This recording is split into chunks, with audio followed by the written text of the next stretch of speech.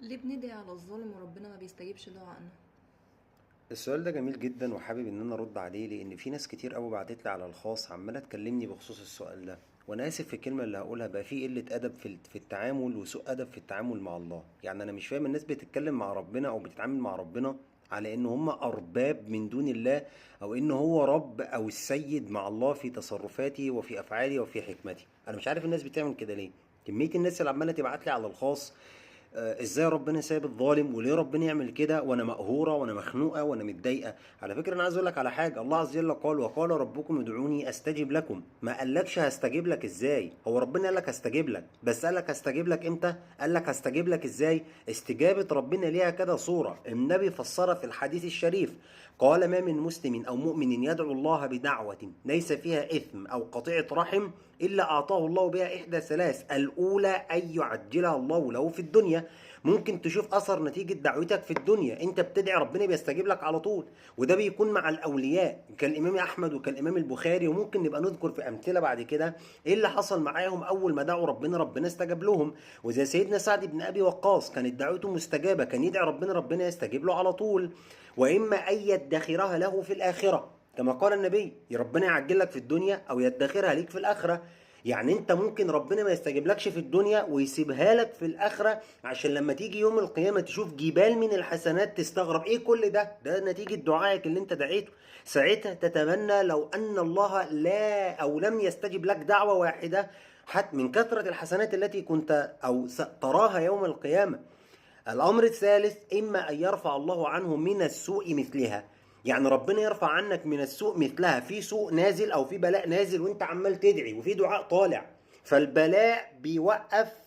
أنا آسف، الدعاء بيوقف البلاء.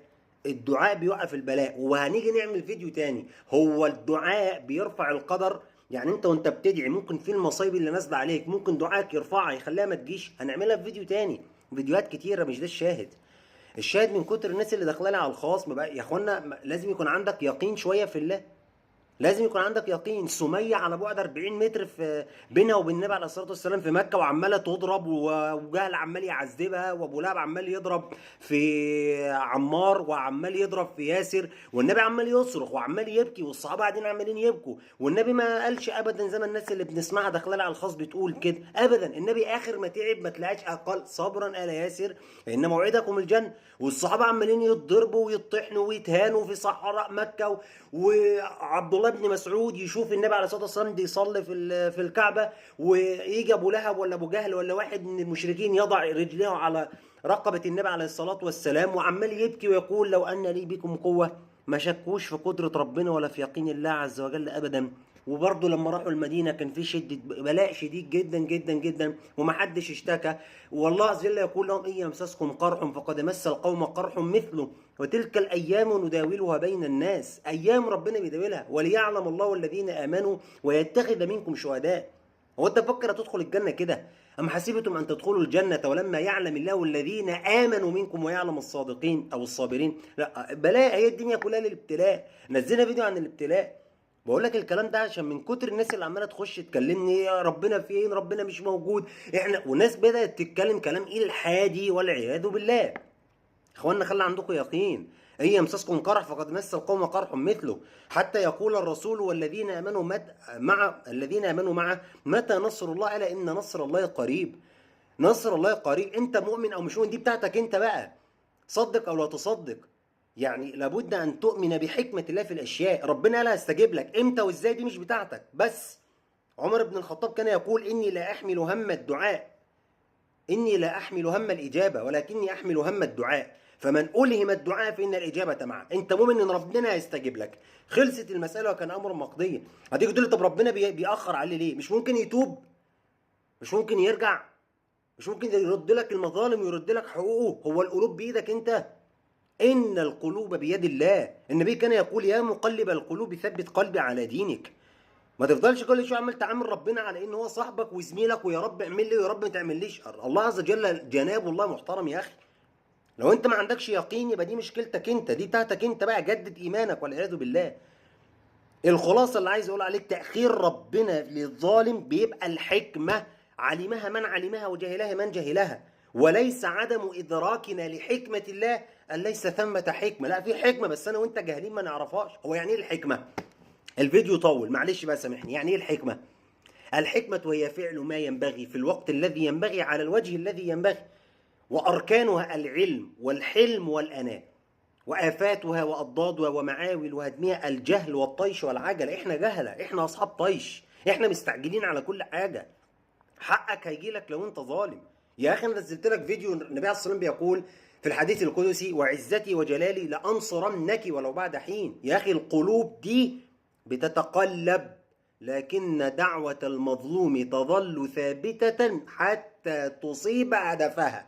سهام المظلوم لا تخطئ هدفها، كما يقول ابن القيم. نقول ايه تاني؟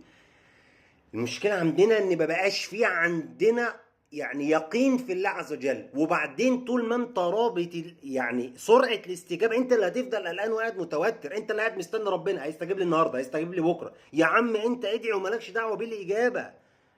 انت مالكش دعوة بالاجابة. انت مؤمن ان ليك رب وبيستجيب الدعاء. قال لك ادعوني، خلاص خلصنا. ما تفضلش قاعد تبص ده مبسوط، ده معاهم فلوس، ده مرتاحين. يا عم ان الله لا يملي للظالم، بيسيبه بيستدرجه. يقول عليه الصلاة والسلام: إذا رأيتم الله يرزق العبد وهو مقيم على معاصيه فاعلم بأنه منه استدراج. يعني مش نعمة. ودي العلامة الفارقة بين ان الفلوس اللي معاك او حياتك اللي انت فيها نعمة او نقمة. تشوف الرزق والحياة اللي انت فيها بتستخدمها في طاعة الرحمن ولا في طاعة الشيطان. انت بتستخدمها في ايه؟ طاعة الرحمن يبقى ربنا راضي عنك، طاعة الشيطان يبقى ده استدراج. هو انت بتقرأ في القرآن في سورة الأنعام: فلما نسوا ما ذكروا به فتحنا عليهم أبواب كل شيء. للست اللي بعتت لي على الخاص، والراجل وزميلي اللي بعت لي على الخاص يقول لي ده مبسوطين وبياخدوا حقنا وعمالين ياكلوا وربنا يبارك لهم. استغفر الله يا اخي، ده الكلمه دي كفر اصلا. هو ربنا بيبارك للظالم؟ مفيش حاجه. ربنا بيستدرجه. فلما نسوا ما ذكروا به فتحنا عليهم ابواب كل شيء. خلاص بقى ربنا بيفتح له كل حاجه، سيارات وعقارات وفلوس. ليه؟ ليه؟ عشان بقى حتى اذا اخذه لم يفلته. عشان لما يجي يمسكه مرة واحدة بيقيم عليه الحج، يعذبه بقى. يجي يوم القيامة ربنا بيقيم عليه الحج حتى يقسم ظهره. انتهت المسألة وكان من أمر الله ما كان. يبقى نجدد اليقين في الله عز وجل يا أخوانا، وبلاش بقى نفضل نقول إمتى ومش فكلا أخذنا بذنبه. قال ربكم ادعوني أستجب لكم. خلاص يا رب أنا هدعي، أنت الرب وأنا العبد. خلصت. مقدرش بقى امتى وهيستجيب لي امتى وانا والظالم مرتاح وانا مقهوره وانا. كفايه. انت اللي عماله تقهري في نفسك، انت اللي عماله تحرقي قلبك. ربنا امرك بالدعاء، ما امركيش بالاستجابه. قال لك استجيب لك امتى وازاي ما حصلش، بس قال لك انا هستجيب لك امتى الله اعلم، ازاي ما اعرفش. ده انا اسف على الفيديو طول مني والله، بس يعني ما كانش عندي حل من كتر الناس اللي عماله تبعت لي على الخاص. انا والله العظيم من امبارح مش عارف انام، اقسم بالله. كميه رسائل وتعليقات. خش كده على التعليقات بتاعت ليه ربنا بتاع الظالم والمظلوم. تخش كده على التعليقات يعني تعليق كل الناس مظلوم، كل الناس مقهوره، كل الناس قلبها محروق، كل الناس قلبها مكسور، كل الناس مش والله فعلا حرفيا. كنت قاعد المفترض اذاكر او اقرا ولا اعمل اي حاجه، مش عارف. كميه التعليقات عماله زي خناجر عماله تتضرب في قلبي. من كل دول مظلومين يا اخوانا، كل ده ظلم في الكوكب. مش ممكن.